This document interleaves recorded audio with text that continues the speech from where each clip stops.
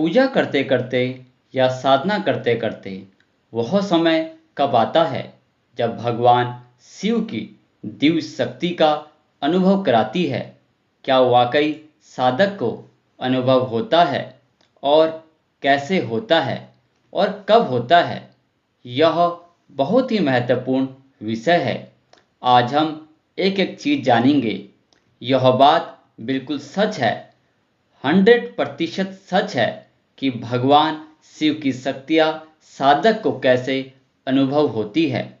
तो आपसे अनुरोध है कि हमारे साथ वीडियो के अंत तक बने रहे।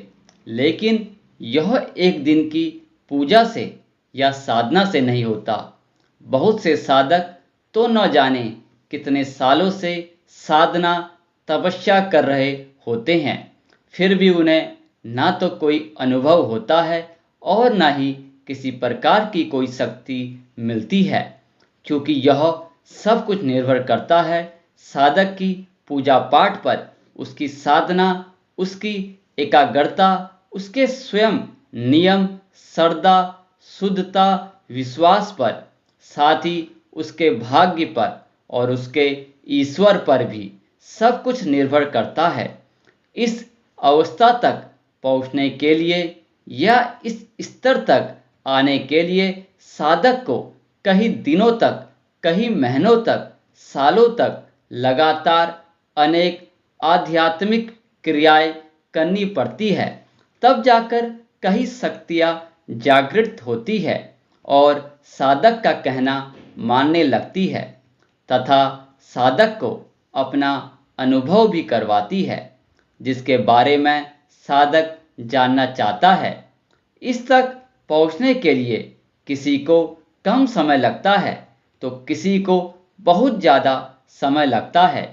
पूजा करते करते वह समय कब आता है जब शक्तियाँ साधक को अपना अनुभव करवाने लगती है। अगर आज आप हमारे चैनल पर पहली बार आए हैं तो हमारे चैनल को सब्सक्राइब जरूर कर ले और बेल आइकन को प्रेस करके ऑल पर भी क्लिक कर लीजिए, ताकि जब भी आप हमारे चैनल पर कोई नई वीडियो अपलोड हो तो उसका नोटिफिकेशन सबसे पहले आपके फ़ोन में पहुंचे और आप हमारे चैनल की सभी वीडियो को देख सके। वीडियो पसंद आए तो वीडियो को लाइक करें। यह बहुत ही रोचक है। अब जानते हैं कि एक साधक को ऐसे कौन से चरणों को पार करना पड़ता है, कब वह इस लायक बनता है, कब उस अवस्था तक पहुंच जाता है कि भगवान शिव शक्ति स्वयं अपने साधक को अनुभव करने लग जाती है। तो पहला चरण है शुद्धिकरण। जब एक भक्त, एक साधक पूजा पाठ करता है, साधना करता है या कोई भी आध्यात्मिक कार्य करता है तो सबसे पहले उसका शुद्धिकरण किया जाता है। शरीर से, मन से, विचारों से उसे शुद्ध एवं पवित्र किया जाता है। जिस प्रकार मिट्टी में खेल रहे बच्चों को उसकी माँ उठाती है, डांटती है और समझाती है और फिर उसे अच्छे साबुन से नहलाकर, साफ सुथरे कपड़े पहनाकर उसे कुछ स्वादिष्ट व्यंजन खाने को देती है। बिल्कुल उसी प्रकार से इस कलयुग में हर इंसान कुछ अंश तक नकारात्मक, अशुद्ध एवं पवित्र बन गया है। बच्चा अगर दूसरे बुरे बच्चों की संगत करता है तो भी माँ उसे डांटती है, डराती है और साथ ही यह भी समझाती है कुछ संगति से दूर क्यों रहना चाहिए, लोगों की संगत क्यों नहीं करनी है। तो ठीक इसी प्रकार से जब वह भक्त भक्ति के मार्ग पर चलता है तो सबसे पहले ईश्वर द्वारा उसका शुद्धिकरण किया जाता है। उसके अंदर की नकारात्मक नष्ट हो जाती है, उसका मन शुद्ध पवित्र किया जाता है। अब साधक सांस्कारिक भौतिकता से दूर हो जाता है और धीरे धीरे करके पूरी तरह से आध्यात्मिक बन जाता है। तब उस पर ईश्वर की कृपा होती है। जब साधक पूरी तरह से शुद्ध हो जाता है तब वह दूसरे चरण तक पहुंच जाता है। दूसरा चरण है शक्ति का अंश। शक्ति का अंश मिलना जब भक्त एक साधक प्रतिदिन पूजा पाठ करता है, साधना करता है, अनेक आध्यात्मिक कार्य करता है, तो उसे उसके आराध्य से ऊर्जा का एक अंश मिलता है। धीरे धीरे उसके आराध्य की शक्ति बहुत ज़्यादा जागृत हो जाती है और उसे बहुत सारे अंश मिलने लगते हैं। साधक के पास जितने ज़्यादा अंश इकट्ठे होते हैं उतनी ही ज़्यादा शक्ति उसे मिलेगी। उसके शरीर में कुंडली शक्ति जागृत होने लगती है। एक एक करके उसके चक्र सक्रिय होने लगते हैं और साधक की दिन प्रतिदिन बहुत ज़्यादा आध्यात्मिक उन्नति होने लगती है। अब साधक शक्तियों से जुड़ने लगता है। उसके आभास करने की शक्ति जो है वह क्षमता बढ़ने लगती है। उसे विचित्र और रहस्यमय थोड़े डरावने अनुभव भी होने लगते हैं। तीसरा चरण है तब बल का है। बल बढ़ना तीसरे चरण तक आते आते साधक का आभा मंडल बहुत मजबूत हो जाता है। उसके आभा मंडल पर एक अद्भुत सा तेज दिखाई देने लगता है। उसकी भक्ति में इतनी ज़्यादा ऊर्जा निर्माण होने लगती है कि साधक के शरीर के आसपास एक रक्षा कवच बन जाता है जिसे कोई भी नकारात्मक शक्ति आसानी से भेद नहीं पाती है।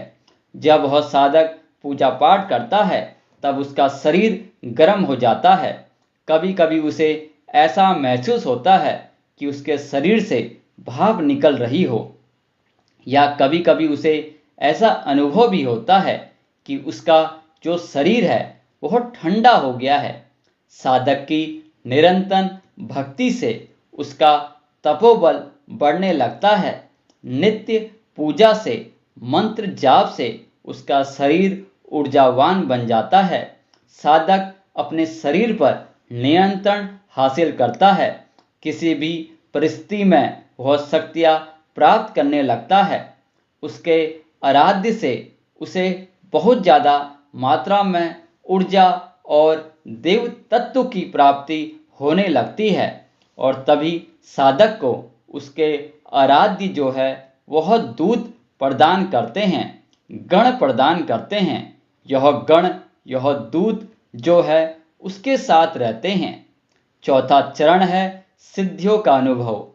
चौथे चरण में सिद्धियों का अनुभव आते आते साधक को दिव्य शक्तियों के अनुभव होने शुरू हो जाते हैं। उसे भविष्य में घटने वाली किसी घटना का ज्ञान होने लग जाता है तो कभी उसके मुख से निकली वाणी सत्य होनी शुरू हो जाती है। जैसे अगर किसी को कहा है कि यह काम इस दिन हो जाएगा तो वैसा ही होने लग जाता है। किसी व्यक्ति के साथ होने वाली कोई अच्छी बुरी घटना का भी उसे आभास होने लगता है। लेकिन कई बार स्वयं साधक को भी यह पता नहीं चल पाता कि उसके द्वारा जो बोली हुई बात है कैसे सत्य घटित हो रही है या उसे जीव सिद्धि प्राप्त हो चुकी है। पांचवा चरण है कानों में बातें सुनाई देना। साधक को जब दूत गण मिल जाते हैं तब वे निरंतर साधक का मार्गदर्शन करते हैं। शुरू में वे सांकेतिक भाषा में साधक से बातें करते हैं। धीरे धीरे साधक की जागृति और ज़्यादा बढ़ने लगती है, उसका तपोबल और ज़्यादा बढ़ने लगता है।